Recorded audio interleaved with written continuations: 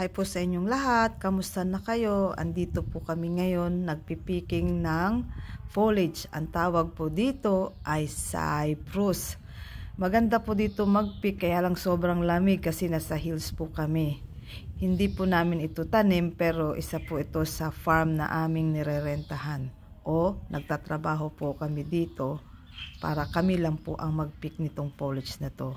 Medyo marami kaming pipi, kaya ito lang medyo short lang po ang aking pagbibideo. Ipapakita lang po sa inyo kung ano ang itsura at kulay at gaano karami. Bye! Salamat po ulit!